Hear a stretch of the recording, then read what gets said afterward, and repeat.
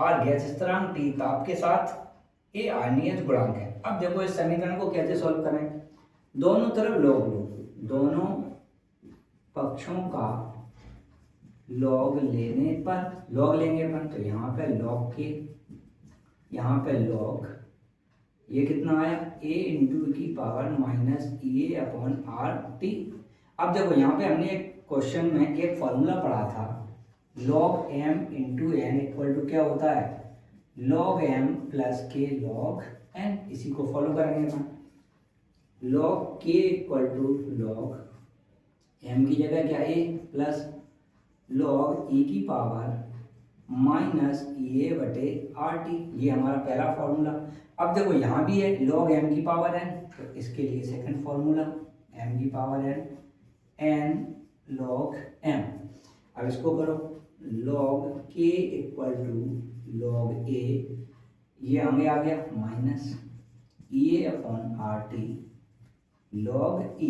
अब हमें पता है कि बेस e ऑफ e जो होता है log का, log e का बेस e इक्वल टू कितना होता है हमेशा 1। तो देखो यहाँ पे अब क्या बचा, log k equal to log a minus A upon R T. अब देखो यहाँ पे पूरी रासायनिक अभिक्रिया में हमें log को किस में कन्वर्ट करना है, log 10 के बेस में। और जब भी हम किसी अभिक्रिया में log को 10 के बेस में कन्वर्ट करते हैं तो 2303 का मल्टीपल कर देते हैं।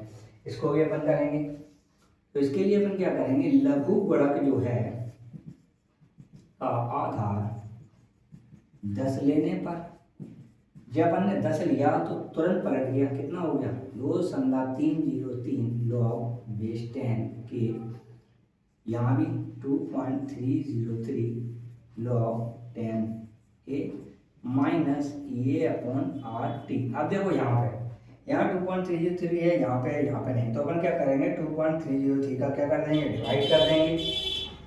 समझ लो 2.303 का भाग देने पर, भाग दो तो यहाँ क्या बचा log 10 के, यहाँ बचा log 10 a माइनस ये अपॉन यहाँ क्या हो जाए 2.303 आर टी। यहाँ पे ये होता है अपना आर्हेनियस का समीकरण। यहाँ पे अपना क्या निकलता है, आर्हेनियस समीकरण। अब अगर मान के चलो वो कहे कि ताप अलग कर दें, हम दो ताप अलग हो जाएंगे तो दर स्थिरांक भी बदल जाएंगे K1 और K2। तो दो भिन्न तापों के लिए अगर हम इसको निकलवाते हैं तो वो कैसे निकलेगा वो भी देख लो एक बार। अब दो भिन्न ताप अगर अपन ले रहे हैं, इसी को ले अपन, तो दो दर स्थिरांक भी बन जाएंगे। तो देखो log 10 A है, जैसे ही हम इसको करेंगे तो ये क्या बन जाएगा log 10 K1 log 10 A, तो जैसे का तैसा। ये सक्रियण ऊर्जा है 2.303 R, ये क्या हो जाएगा T1। ऐसे इसको करें log 10 K2 log 10 A minus ये अपॉन 2.303 R T2, मतलब एक T1 में और एक T2 में। अब हमें दर स्थिरांक के लिए निकालना, तो कैसे निकालेंगे, इसको मान लो समीकरण 1 समीकरण 2। तो समीकरण 2 से 1 को घटाने पर, अब 2 से 1 को घटा दो क्या है K2 माइनस K1। तो यहाँ किया log 10 K2 minus log 10 K1 equal to ये पूरा log 10 A माइनस ये अपॉन 2.303 R T1 माइनस, अब यहाँ पे माइनस, देखो यहाँ पे क्या है दूसरे से पहला, तो अब देखो यहाँ पे आ गया T2, अब माइनस करके ये पूरा लिखो पहला, तो ये माइनस हो जाएगा और ये प्लस, एक स्टेप बढ़ा दो वरना ऐसे इस तरीके से लिख लो log 10 A माइनस ये अपॉन 2.303 R T1। अब इसको सॉल्व करो, माइनस का मल्टी, देखो यहाँ पे क्या है एक फॉर्मूला और होता है लॉग में, log m minus log n equal to होता है log m बटे n। ये तीन लॉगरिथम के फॉर्मूले हैं, इनको ध्यान रखना है। अब देखो log m minus log n, तो ये क्या होगा log m बटे n, बेस तो अपना 10 चल ही रहा है K2 अपॉन K1। अब यहाँ देखो ये तो है log 10 A माइनस ये अपॉन 2.303 R T2, ये माइनस का log 10 A, ये माइनस माइनस का मल्टीप्लाई प्लस ये अपॉन 2.303 R T1। तो देखो ये माइनस प्लस कैंसिल, यहाँ पे क्या बचा, पहले अपन इसको लिख लो प्लस वाला, ये अपॉन 2.303 R T1, यहाँ पे माइनस ये अपॉन 2.303 R T2। इसको अपन कॉमन लें तो इतनी चीज़ कॉमन है, क्या कॉमन है, ये अपॉन 2.303 R T इतना कॉमन है। यहाँ क्या बचा 1/T1 माइनस 1/T2। इसको अगर अपन और सॉल्व करें डीपली 2.303 R ये T2 minus T1 upon LCM T1 T2, यहाँ पे क्या है log 10 K2 अपॉन K1। तो ये आ गया दो भिन्न तापों के लिए आपका आयनीय समीकरण। अब इसके अनुप्रयोग क्या है, इसकी सहायता से आप सक्रियण ऊर्जा निकाल सकते हैं। दूसरी बात, इसकी सहायता से अगर आपको एक दर स्थिरांक पता है K2, तो आप K1 का मान निकाल सकते हैं, K1 पता है तो आप K2 का मान निकाल सकते हैं। सक्रिय ऊर्जा E जो होती है उसका मान निकाल सकते हैं। सक्रिय ऊर्जा क्या है, किसी भी अणु को सक्रिय करने के लिए जो ऊर्जा की आवश्यकता होती है वो सक्रिय ऊर्जा होती है, जो अपन पिछले वीडियो में डिस्कस कर चुके हैं। ये आयनीय समीकरण है। जैसा कि हमने देखा कि आशून्य कोटि की अभिक्रिया और आयनीय समीकरण को हमने स्टेप बाय स्टेप समझा, दोनों के डेरिवेशन को समझे। तो अब हमें जो अगला टॉपिक आएगा वो आएगा उसका न्यूमेरिकल। तो इस पूरे चैप्टर्स के न्यूमेरिकल के पोर्शन के लिए हम अलग से वीडियो बनाएंगे अगला। और ये आशा है कि ये चीज़ें आपको अच्छे से समझ में आई होंगी। अगर कोई चीज़ में प्रॉब्लम आती है तो उसके लिए आप कमेंट कर सकते हैं और ज़्यादा से ज़्यादा वीडियो को शेयर करें।